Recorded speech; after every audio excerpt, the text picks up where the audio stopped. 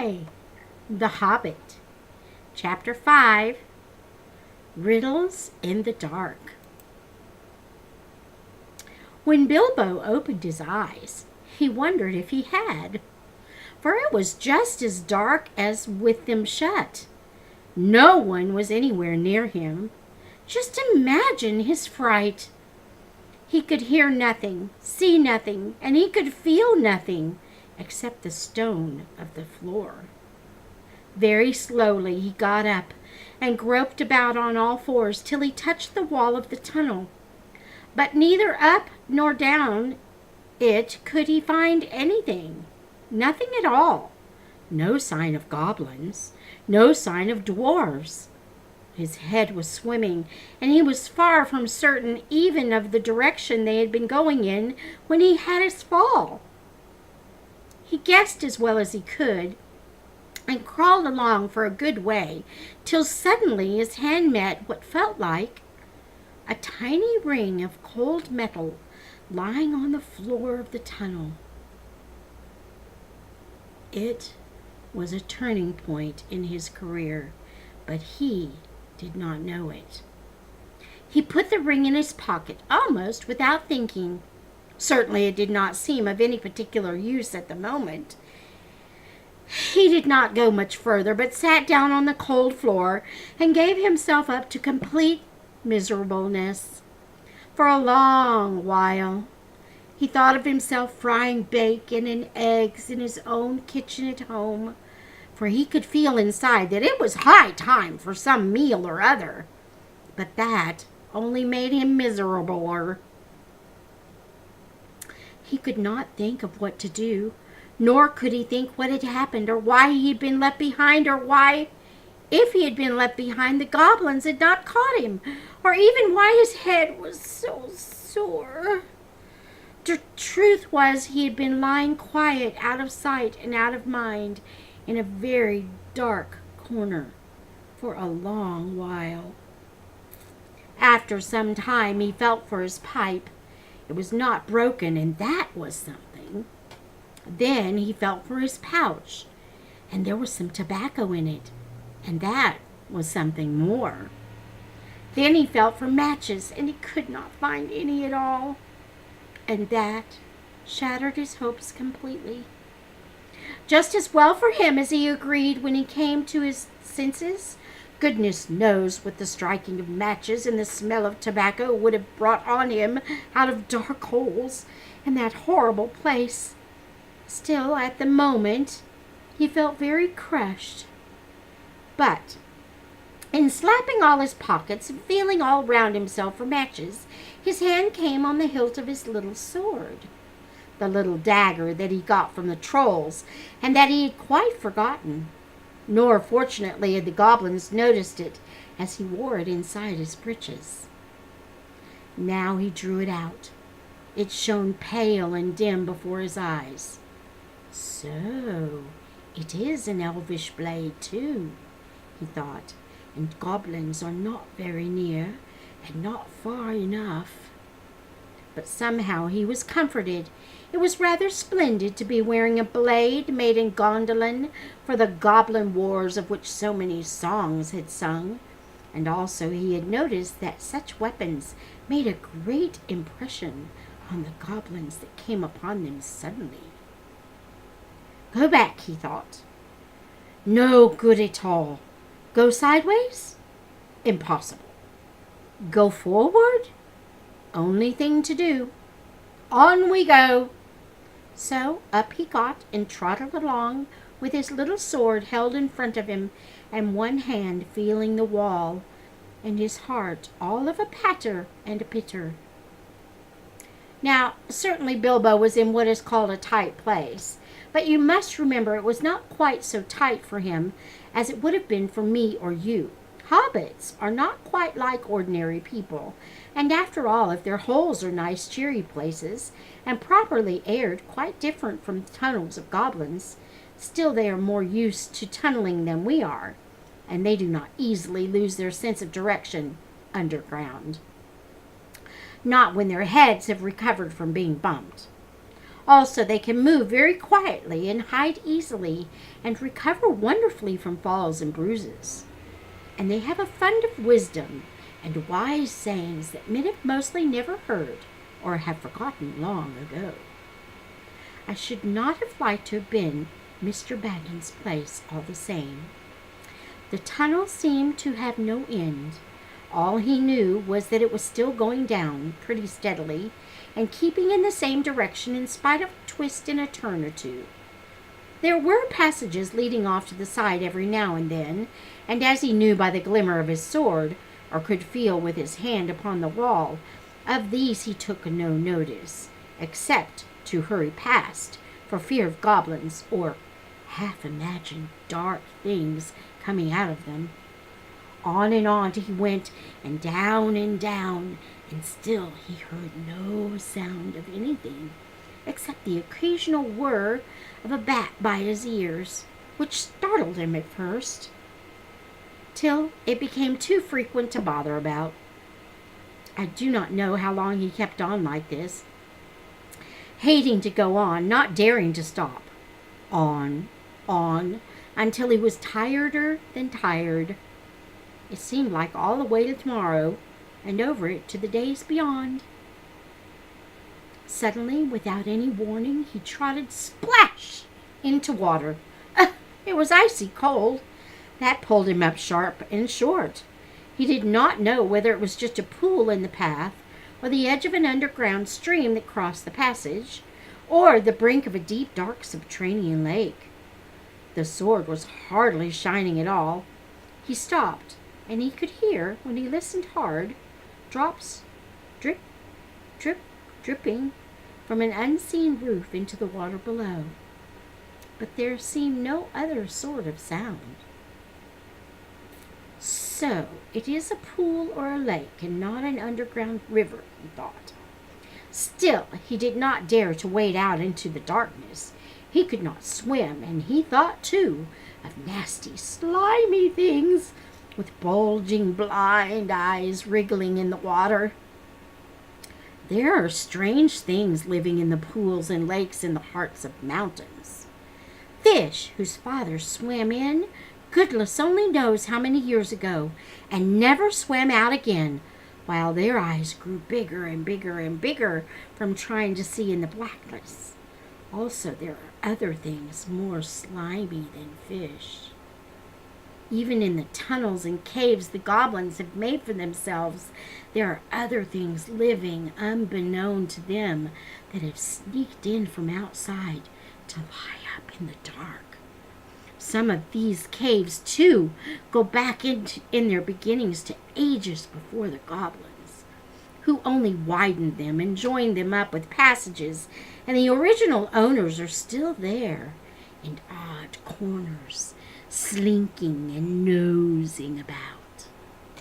Deep down here by the dark water lived old Gollum, a small, slimy creature. I don't know where he came from nor who he was. He was Gollum, as dark as darkness, except for two big, round, pale eyes in his thin face. He had a little boat, and he rowed about quite quietly on the lake. For a lake it was, wide and deep and deadly cold. He paddled it with large feet dangling over the side, but never a ripple did he make. Not he. He was looking out of his pale lamp-like eyes for blind fish, which he grabbed with his long fingers as quick as thinking. He liked meat, too.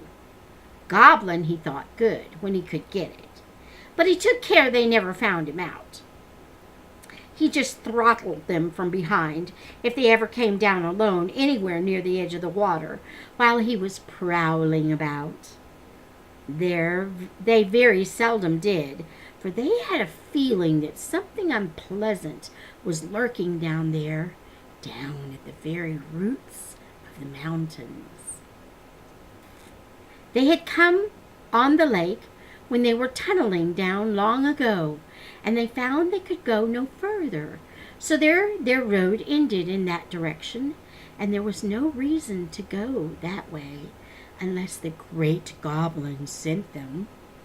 Sometimes he took a fancy for fish from the lake, and sometimes neither goblin nor fish came back. Actually, Gollum lived on a slimy island of rock in the middle of the lake. He was watching Bilbo now from the distance with his pale eyes, like telescopes. Bilbo could not see him, but he was wondering a lot about Bilbo, for he could see that he was no goblin at all. Gollum got into his boat and shot off from the island, while Bilbo was sitting on the brink altogether flummoxed and at the end of his way and his wits. Suddenly up came Gollum and whispered and hissed, "Bless us and splash us, my precious. I guess it's a choice feast. At least a tasty morsel it'd make us, Gollum." And when he said Gollum, he made a horrible swallowing noise in his throat. That is how he got his name, though he always called himself my precious. The Hobbit jumped nearly out of his skin when the hiss came in his ears, and he suddenly saw the pale eyes sticking out at him. "Who are you?" he said, thrusting his dagger in front of him. "What is he, my precious?" whispered Gollum, who always spoke to himself through never having anyone else to speak to. This is what he had come to find out, for he was not really very hungry at the moment, only curious. Otherwise he would have grabbed first and whispered afterwards. "I am Mr. Bilbo Baggins. I've lost the dwarves and I've lost the wizard, and I don't know where I am, and I don't want to know, if only I can get away." "What's he got in his hands?" said Gollum, looking at the sword, which he did not quite like. "A sword, a blade which came out of Gondolin," said Gollum, and became quite polite. "P'raps he sits here and chats with it a bitsy, my precious. It likes riddles, p'raps it does it?" He was anxious to appear friendly, at any rate for the moment, and until he found out more about the sword and the Hobbit, whether he was quite alone really, whether he was good to eat, and whether Gollum was really hungry. Riddles were all he could think of. Asking them, and sometimes guessing them, had been the only game he had ever played with other funny creatures, sitting in their holes in the long, long ago, before he lost all his friends and was driven away, alone, and crept down into the dark under the mountains. "Very well," said Bilbo, who was anxious to agree, until he found out more about the creature, whether he was quite alone, whether he was fierce or hungry, and whether he was a friend of the goblins. "You ask first," he said, because he had not had time to think of a riddle. So Gollum hissed, "What has roots as nobody sees, is taller than trees. Up, up it goes, and never grows." "Easy," said Bilbo. "Mountain, I suppose." "Does it guess easy? It must have a competition with us, my precious. If precious asks and it doesn't answer, we eats it, my precious. If it asks us and we doesn't answer, then we does what it wants, eh? We shows it the way out, yes?" "All right," said Bilbo, not daring to disagree, and nearly bursting his brain to think of riddles that could save him from being eaten. 30 white horses on a red hill. First they champ, then they stamp, then they stand still. That was all he could think of to ask. The idea of eating was rather on his mind. It was rather an old one, too, and Gollum knew the answer as well as you do. "Chestnuts, chestnuts," he hissed. "Teeth, teeth, my precious, but we has only 6. Then he asked his second, Voiceless it cries, wingless it flutters, toothless it bites, mouthless it mutters. Half a moment, cried Bilbo, who was still thinking uncomfortably about eating. Fortunately, he had once heard something rather like this before, and getting his wits back, he thought of the answer. Wind! Wind, of course, he said, and he was so pleased that he made up one on the spot. This'll puzzle the nasty little underground creature, he thought. An eye in a blue face saw an eye in a green face. That eye is like to this eye, said the first eye, but in low place, not in high place. Said Gollum. He had been underground a long, long time and was forgetting this sort of thing. But just as Bilbo was beginning to hope that the wretch would not be able to answer, Gollum brought up memories of ages and ages and ages before, when he lived with his grandmother in a hole in a bank by a river. My precious, he said. Son, on the daisy it means it does. But these ordinary above-ground, everyday sorts of riddles were tiring for him. Also, they reminded him of days when he had been less lonely and sneaky and nasty, and that put him out of temper. What is more, they made him hungry. So this time, he tried something a bit more difficult and more unpleasant. It cannot be seen, cannot be felt, cannot be heard, cannot be smelt. It lies behind stars and under hills, and empty holes it fills. It comes first and follows after, ends life, kill laughter. Unfortunately for Gollum, Bilbo had heard this sort of thing before, and the answer was all around him anyway. Dark, he said, without even scratching his head or putting on his thinking cap. A box without hinges, key or lid, yet golden treasure inside is hid. He asked to gain time until he could think of a really hard one. This he thought a dreadfully easy chestnut, though he had not asked it in the usual words, but it proved a nasty poser for Gollum. He hissed to himself, and he still did not answer. He whispered and spluttered. After some while, Bilbo became impatient. Well, what is it? He said. The answer is not a kettle boiling over, as you seem to think, from the noise you are making. Give us a chance. Let it give us a chance, my precious. Well, said Bilbo after giving him a long chance, what about your guess? But suddenly, Gollum remembered thieving from nests long ago and sitting under the river bank teaching his grandmother to suck eggs, he hissed. Eggs it is. Then he asked, alive, without breath, as cold as death, never thirsty, ever drinking, all in mail, never clinking. He also, in this turn, thought this was a dreadfully easy one, because he was always thinking of the answer.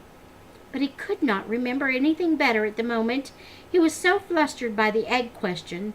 All the same, it was a poser for poor Bilbo, who never had anything to do with the water, if he could help it. I imagine you know the answer, of course, or you can guess it, as easy as winking, since you are sitting comfortably at home and have not the danger of being eaten to disturb your thinking. Bilbo sat and cleared his throat once or twice, but no answer came. After a while, Gollum began to hiss with pleasure to himself. Is it nice, my precious? Is it juicy? Is it scrumptiously crunchable? He began to peer at Bilbo out of the darkness. Half a moment, said the Hobbit, shivering. I gave you a good long chance just now. It must make haste. Haste, said Gollum, beginning to climb out of his boat onto the shore to get at Bilbo. But when he put his long webby foot in the water, a fish jumped out in a fright and fell on Bilbo's toes. "Ugh!" he said. "It's cold and clammy," and so he guessed. "Fish! Fish!" he cried. "It is fish!" Gollum was dreadfully disappointed, but Bilbo asked another riddle as quick as ever he could, so that Gollum had to get back into his boat and think.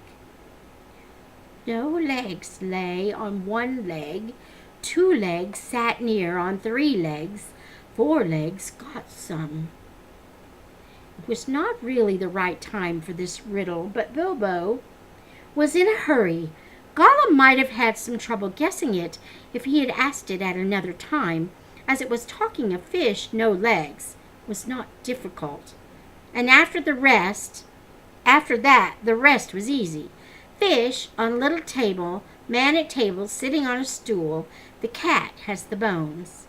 That, of course, is the answer. And Gollum soon gave it. Then he thought the time had come to ask something hard and horrible. This is what he said. "This thing all things devours, birds, beasts, trees, flowers, gnaws iron, bites steel, grinds hard stones to meal, slays king, ruins towns, and beats high mountain down."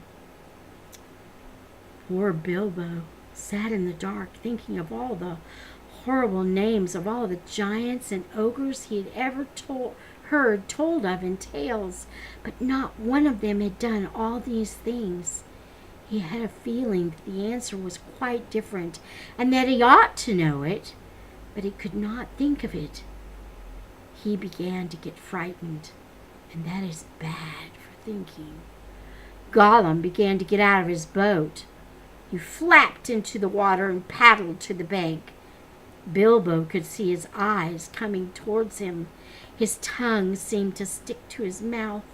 He wanted to shout out, "Give me more time! Give me time!" But all that came out with a sudden squeal was, "Time! Time!" Bilbo was saved by pure luck. For that, of course, was the answer. Gollum was disappointed once more, and now he was getting angry and also tired of the game. It made him very hungry indeed. This time he did not go back to the boat. He sat down in the dark by Bilbo.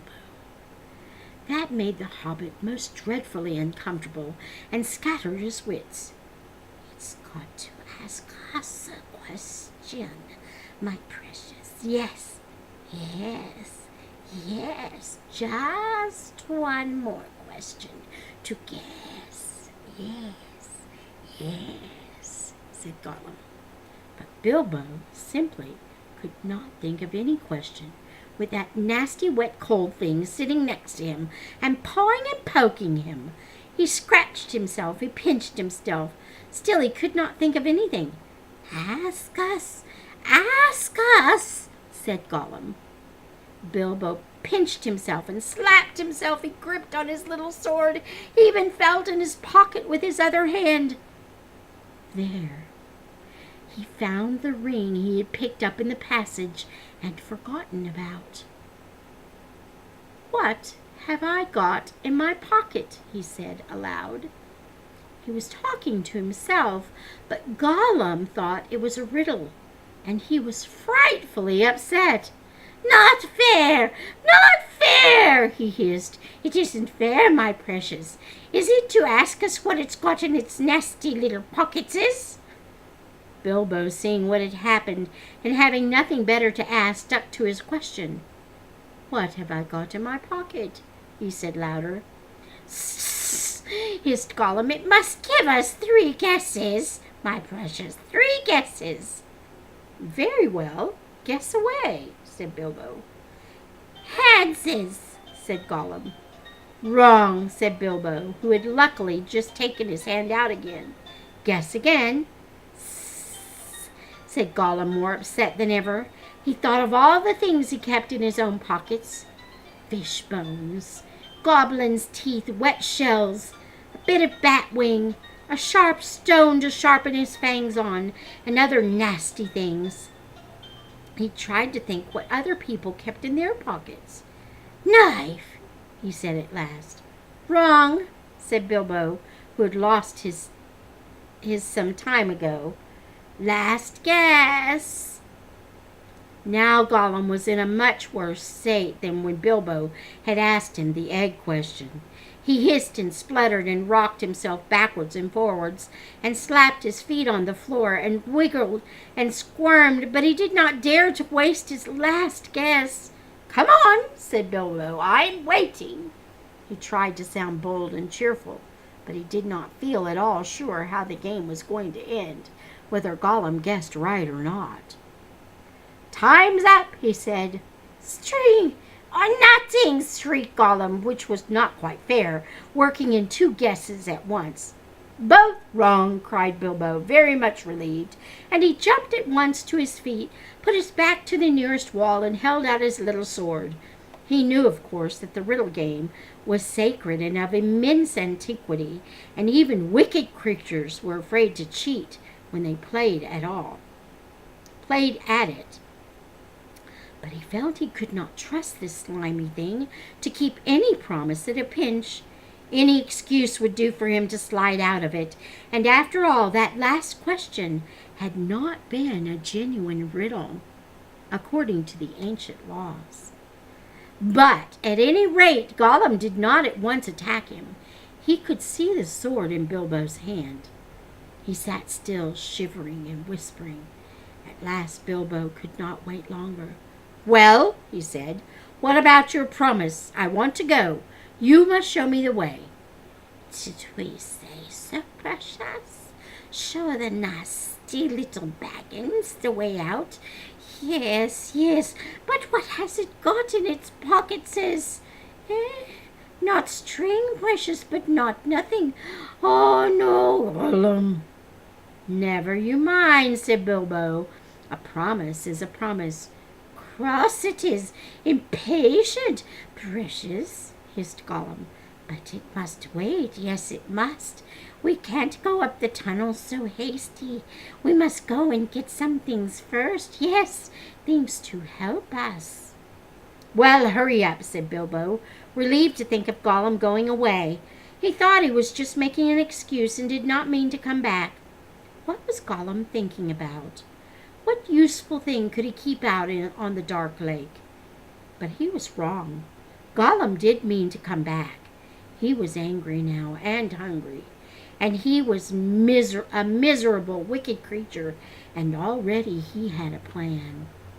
Not far away was his island, of which Bilbo knew nothing, and there in his hiding place he kept a few wretched oddments and one very beautiful thing. Very beautiful. Very wonderful. He had a ring, a golden ring, a precious ring. "My birthday present," he whispered to himself, as he had often done in the endless dark days. "That's what we wants now, yes. We wants it." He wanted it because it was a ring of power, and if you slipped that ring on your finger, you were invisible. Only in the full sunlight could you be seen, and then only by your shadow, and that would be shaky and faint. "My birthday present. It came to me on my birthday, my precious." So he had always said to himself. But who knows how Gollum came by that present, ages ago in the old days, when such rings were still at large in the world. Perhaps even the master who ruled them could not have said. Gollum used to wear it at first, till it tired him, and then he kept it in a pouch next to his skin, till it galled him, and now, usually, he hid it in a hole in the rock on his island, and was always going back to look at it, and still sometimes he put it on when he could not bear to be parted from it any longer, or when he was very, very hungry and tired of fish. Then he would creep along dark passages, looking for stray goblins. He might even venture into places where the torches were lit and made his eyes blink and smart, for he would be safe. Oh yes, quite safe. No one would see him. No one would notice him till he had his fingers on their throat. Only a few hours ago he had worn it and caught a small goblin imp. How it squeaked! He still had a bone or two left to gnaw, but he wanted something softer. Quite safe, yes, he whispered to himself. It won't see us, will it, my precious? No, it won't see us, and its nasty little sword will be useless, yes, quite. That is what in his wicked little mind, as he slipped away suddenly from Bilbo's side and flapped back to his boat and went off into the dark. Bilbo thought he had heard the last of him. Still he waited a while, for he had no idea how to find his way out alone. Suddenly he heard a screech. It sent a shiver down his back. Gollum was cursing and wailing away in the gloom, not very far off by the sound of it. He was on his island, scrabbling here and there, searching and seeking in vain. Where is it? Where is it? Bilbo heard him crying. Lost it is, my precious. Lost, lost. Curse us and crush us, my precious is lost. What's the matter? Bilbo called. What have you lost? It mustn't ask us, shrieked Gollum. Not its business. No, Gollum. It's lost, Gollum. Gollum, Gollum. Well, so am I, cried Bilbo, and I want to get unlost. And I won the game, and you promised. So come along. Come and let me out, and then go on with your looking. Utterly miserable as Gollum sounded, Bilbo could not find much pity in his heart, and he had a feeling that anything Gollum wanted so much could hardly be something good. Come along, he shouted. No, not yet, precious, Gollum answered. We must search for it. It's lost, Gollum. But you never guessed my last question, and you promised, said Bilbo. Never guessed, said Gollum. Then suddenly, out of the gloom, came a sharp hiss. What has it got in its pockets? Tell us that. It must tell first. As far as Bilbo knew, there was no particular reason why he should not tell. Gollum's mind had jumped to a guess quicker than his. Naturally, for Gollum had brooded for ages on this one thing, and he was always afraid of its being stolen. But Bilbo was annoyed at the delay. After all, he had won the game pretty fairly, at a horrible risk. Answers were to be guessed, not given, he said. But it wasn't a fair question, said Gollum. Not a riddle, precious. No. Oh, well, if it's a matter of ordinary questions, Bilbo replied, then I asked one first. What have you lost? Tell me that. What has it got in its pockets? The sound came hissing louder and sharper, and as he looked towards it, to his alarm, Bilbo now saw two small points of light peering at him. As suspicion grew in Gollum's mind, the light of his eyes burned with a pale flame. What have you lost? Bilbo persisted. Now the light in Gollum's eyes had become a green fire, and it was coming swiftly nearer. Gollum was in his boat again, paddling wildly back to the dark shore. Such a rage of loss and suspicion was in his heart that no sword had any more terror for him. Bilbo could not guess what had maddened the wretched creature, but he saw that all was up and that Gollum meant to murder him at any rate. Just in time he turned and ran blindly back up the dark passage down which he had come, keeping close to the wall and feeling it with his left hand. What has he got in its pockets? He heard the hiss loud behind it, and the splash as Gollum leapt from his boat. "What have I?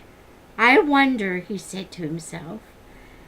As he panted and stumbled along, he put his left hand in his pocket. The ring felt very cold as it quietly slipped onto his groping forefinger. The hiss was close behind him. He turned now and saw Gollum's eyes, like small green lamps coming up the slope. Terrified, he tried to run faster, but suddenly he struck his toes on a snag in the floor and fell flat with his little sword under him. In a moment, Gollum was on him. But before Bilbo could do anything, recover his breath, pick himself up, or wave his sword, Gollum passed by, taking no notice of him, cursing and whispering as he ran.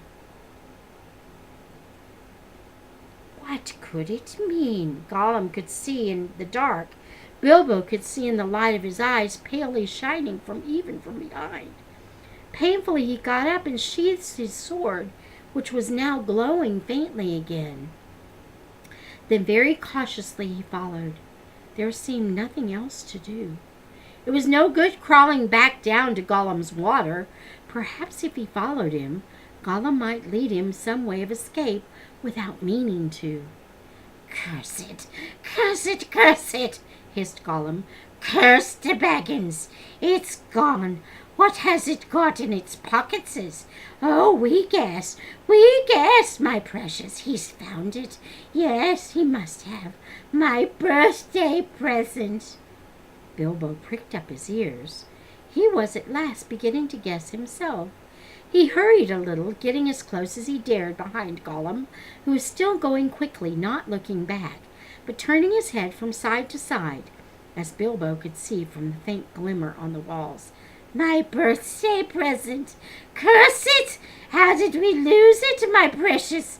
Yes, that's it. When we came this way last, when we twisted that nasty young squeaker, that's it! Curse it! It slipped from us after all these ages and ages. It's gone, Gollum!" Suddenly Gollum sat down and began to weep, and a whistling and gurgling sound horrible to listen to. Bilbo halted and flattened himself against the tunnel wall. After a while, Gollum stopped weeping and began to talk. He seemed to be having an argument with himself. "It's no use going back there to search. No, we doesn't remember all the places we visited, and it's no use. The Baggins has got it in its pockets. The nasty noser has found it, we says. We guesses, precious, only guesses. We can't know till we find the nasty creature and squeezes it, but it doesn't know what the present can do, does it? It'll just keep it in its pockets. It doesn't know and it can't go far. It's lost itself, the nasty nosy thing.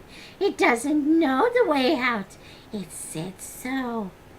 It said so, yes, but it's tricksy. It doesn't say what it means. It won't say what it's got in its pockets. It knows its way in. It must know a way out. Yes, it's off to the back door. To the back door. That's it. The goblins will catch it then. It can't get out that way, precious. Gollum. Goblins yes. But if it's got the present, our precious present, then goblins will get it, Gollum. They'll find it. They'll find out what it does. We shan't ever be safe again, never, Gollum. One of the goblins will put it on, and then no one will see him. He'll be there, but not seen. Not even our clever eyes will notice him, and he'll come creepsy and tricksy and catch us. Gollum, Gollum. Then let's stop talking, precious, and make haste. If the Baggins has gone that way, we must go quick and see. Go, not far now. Make haste. With a spring, Gollum got up and started Shambling off at a great pace, Bilbo hurried after him, still cautiously, though. His chief fear now was of tripping on another snag and falling with a noise. His head was in a whirl of hope and wonder. It seemed that the ring he had was a magic ring. It made you invisible. He had heard of such things, of course, in old tales, but it was hard to believe that he really had found one by accident. Still, there it was. Gollum, with his bright eyes, had passed him by, only a yard to one side.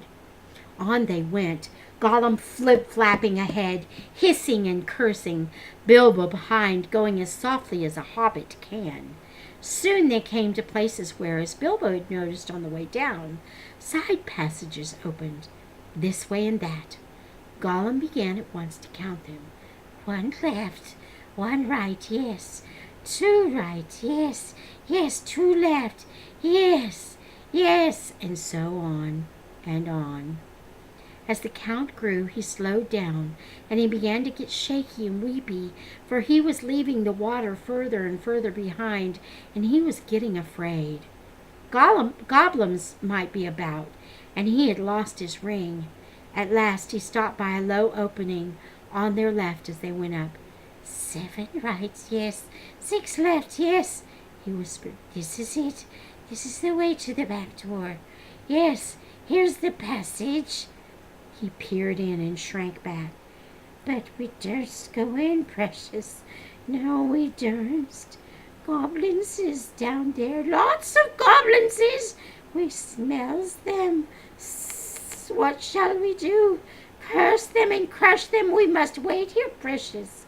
Wait a bit and see. So they came to a dead stop. Gollum had brought Bilbo all the way out, after all, but Bilbo could not get in.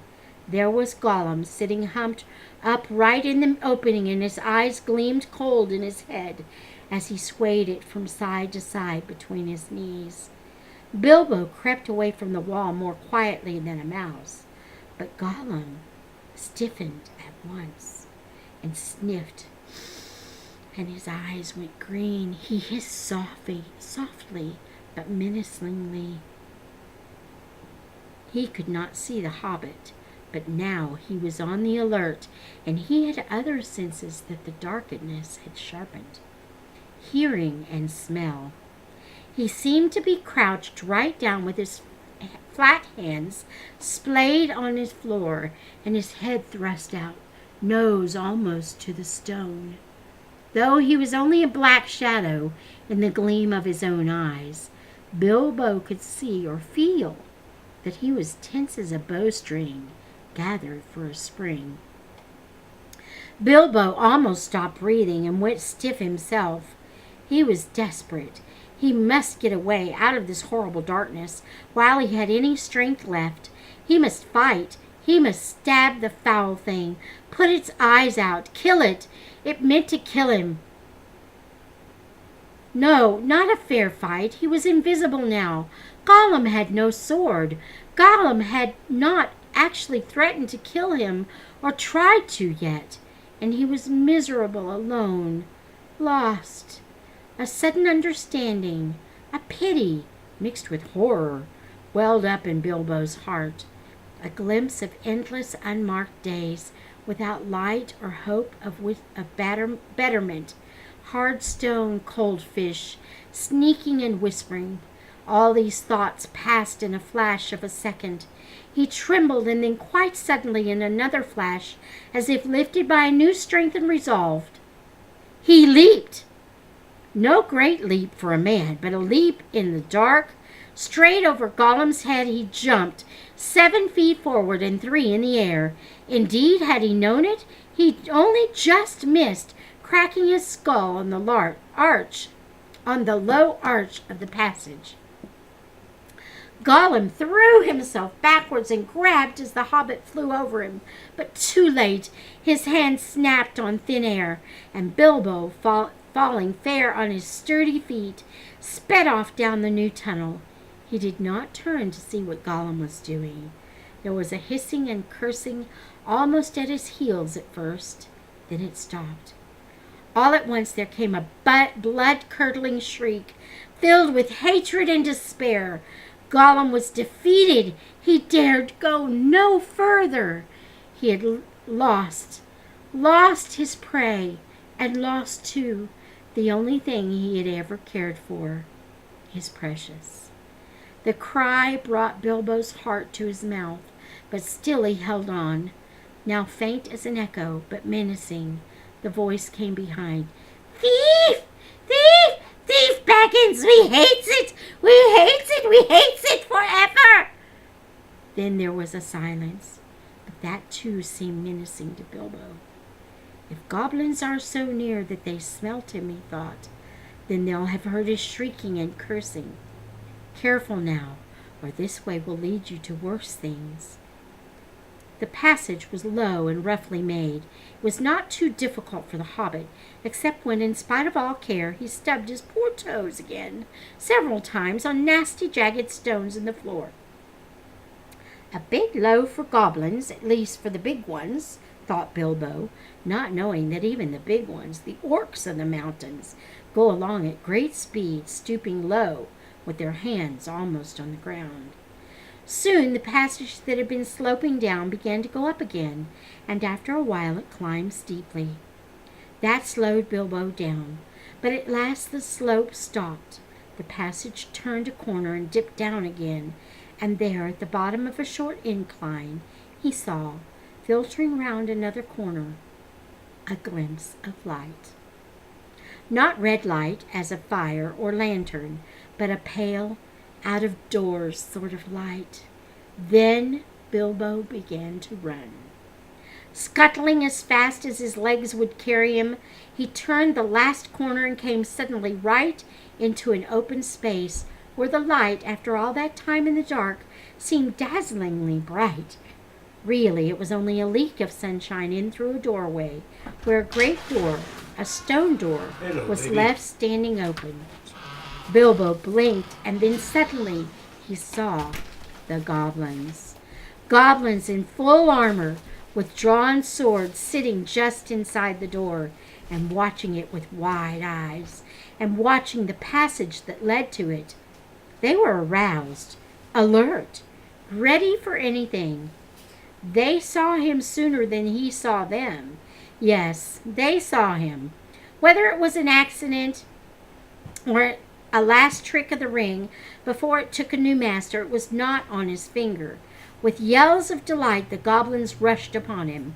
A pang of fear and loss, like an echo of Gollum's misery, smote Bilbo, and forgetting even to draw his sword, he struck his hands into his pockets, and there was the ring still, in his left pocket, and it slipped on his finger. The goblins stopped short. They could not see a sign of him. He had vanished. They yelled twice as loud as before, but not so delightedly. "Where is it?" they cried. "Go back up the passage," some shouted. "This way," some yelled. "That way," others yelled. "Look out for the door," bellowed the captain. Whistles blew, armor clashed, swords rattled, goblins cursed and swore and ran hither and thither, falling over one another and getting very angry. There was a terrible outcry, to-do and disturbance. Bilbo was dreadfully frightened, but he had the sense to understand what had happened and to sneak behind a big barrel which held drink for the goblin guards, and so get out of the way and avoid being bumped into, trampled to death, or caught by feel. "I must get to the door. I must get to the door," he kept saying to himself, but it was a long time before he ventured to try. Then it was like a horrible game of blind man's bluff. The place was full of goblins running about, and the poor little hobbit dodged this way and that, was knocked over by a goblin who could not make out what he'd bumped into, scrambled away on all fours, slipped between the legs of the captain just in time, got up and ran for the door. It was still ajar, but a goblin had pushed it nearly to. Bilbo struggled, but he could not move it. He tried to squeeze through the crack. He squeezed and squeezed, and then he stuck. It was awful. His buttons had got wedged on the edge of the door and the doorpost. He could see outside into the open air. There were a few steps running down into a narrow valley between the tall mountains.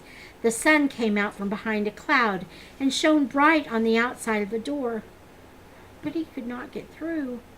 Suddenly, one of the goblins inside shouted, "There's a shadow by the door! Something is outside!"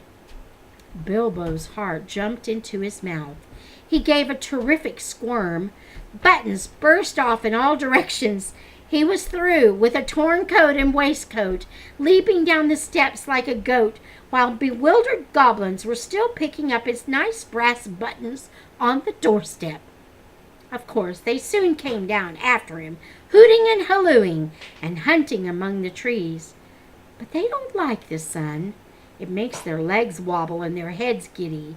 They could not find Bilbo with the ring on, slipping in and out of the shadow of the trees, running quick and quiet and keeping out of the sun. So soon they were back to grumbling and cursing to guard the door. Bilbo had escaped. And that is the end of chapter 5. Until next time, may the Lord bless you and keep you. May he make his face to shine upon you and be gracious to you. May the Lord lift up his countenance upon you and grant you his